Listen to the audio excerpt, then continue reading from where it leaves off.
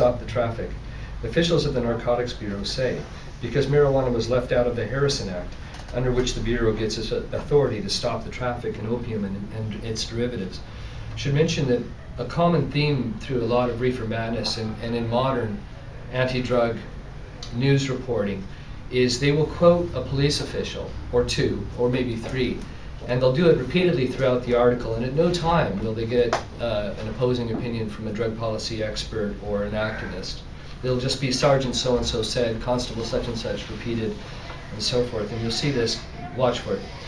The seriousness of the problem growing out of laxity in enforcing state laws barring the drug is indicated by the fact that it is the same weed from which the Egyptian hashish is made. So it's this foreign thing. The sensations of the addicts are wholly different from those of the user of narcotics. Users of marijuana become stimulated as they inhale the drug and are likely to do anything. Most crimes of violence in this section, especially in country districts, are laid to users of the drug. However, it is said that the marijuana habit can be more easily broken than that of narcotics. The weed's toxic qualities are not confined to men, but have equally deleterious effects on animals. Akin to the loco weed, the marijuana, when mixed with hay, causes death to horses that eat it. Now, interestingly, is that true? Like, is no, Yeah. no. As a matter of fact, they use hemp bedding for horses. So, like, how can they make that? And yeah, local weed is an entirely different plant, and cannabis is non-toxic, especially when you eat. You would die of gastrointestinal problems from trying to kill yourself by committing suicide, you know, eating cannabis. And the same is true if you tried to kill your horse. But interestingly, all this reefer madness had an unintended side effect, and that was it caused cannabis to be more popular. And this is an ongoing theme in drug policy as well. There was a landmark report published in 1972 called the Consumers Union Report on Listed and Illicit Drugs. Highly recommend you read it. You'll find it at druglibrary.org. Chapter number 44 was entitled How to Launch a Nationwide Drug Menace. And in it, they explain how in the 1960s, a pair of scientists looked into the phenomenon of glue sniffing, glue huffing. And what they discovered was that there was no such thing. Prior to an article published in 1959 in Colorado, in which they warned that people were huffing glue to get high. In reality, again, there were no such cases. The police had never heard of it.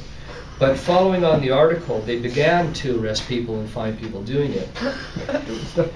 And can we find it here? 5 minutes? Oh shit. Well, let's cut. It sure does. Okay, well I was going to say there's some good news. I'm only aware of one study ever done back in 1998 by the Fraser Institute that looked at how drug policy is treated in the media. And what they found was that back in 1998, the most surprising result of their survey, looking at all the newspaper articles in the Canadian press, was that on balance survey of 1,366 statements from 5 media outlets, 82% of the coverage advocated reform of current drug laws, either legalization, decriminalization, or other less drastic reforms, compared to 18% favoring the continued criminalization of illicit drugs. So we really have swayed the media, and again, that was 10 years ago. I think by now the efforts of MAP and others have improved on that. That's not to say there isn't some really stupid stuff still coming out in the news. You may have heard about the cannabis panic that happened over in the UK over skunk. They call any potent cannabis skunk, and they're saying that it's 20 times, 50 times, 100 times more potent than the swag our grandparents used at Woodstock. And consequently, it's driving everybody crazy. And based on that, they reclassified cannabis from C to a more restrictive class B, directly in contradiction to the advice of their advisory council on the misuse of drugs, who gave them the real poop on it. They said cannabis is much less harmful than alcohol, tobacco, as is ecstasy and LSD. In fact, the chair of that committee, Professor Nutt, NUTT, said that ecstasy was less harmful than horseback riding, and statistically he's right. But as a consequence of that and other statements, he was fired. The headlines read, "Nutsack." And it's caused this tremendous backlash, actually, with all the papers saying, well, hang on, you know, you're not basing your drug policy on science, you're basing it on ideology.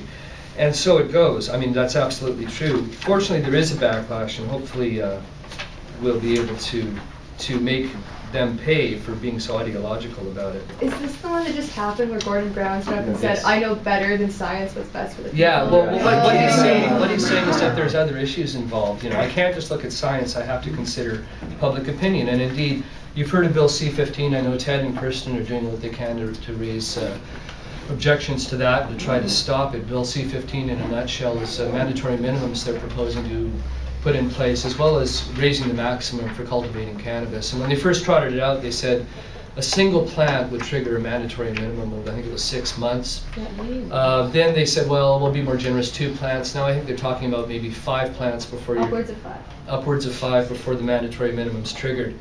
And Libby Davies, who's the MP for Vancouver East and a friend of reform and an NDPer, asked the Justice Minister point blank, do you have any evidence to support mandatory minimums, and how much is this going to cost? And he said no and no, but we've done public opinion polls and we believe this will be a popular law. So, in other words, they're looking strictly at opinion polls, not at the science, and they're doing it entirely for political reasons. It has nothing to do with health and nothing to do with stopping crime. And that, again, is still a problem. I've run out of time, but I could go on with contemporary examples of the grow-op menace, for example, you know, and how they exaggerate the booby traps and the fires and so forth. And there was one study done by Daryl Plekis, professor Olamina, who said that some 5% of grow-ops have firearms in them. Well, that's actually less than the national average. So you're safer in a grow-op than you are in your average home with respect to finding. And you know, fires, okay, yeah, but we have wood stoves and toasters, and you know, it's all a great exaggeration. And unfortunately, the perception of grow-ops is that they're a lot more dangerous than they really are. That's not to say that they aren't a problem, and all the more reason to legalize, I say. Legally, an electrician wire them up. But maybe a question or two? No? I think we're pretty much it. So if you have questions about that in this For more information for MAP, Drug Sense, and what I do, the websites we host, and tools for getting involved in cyber activism and stuff, please help yourself to these pamphlets, and thanks for your attention. Yeah, no, thank you very much.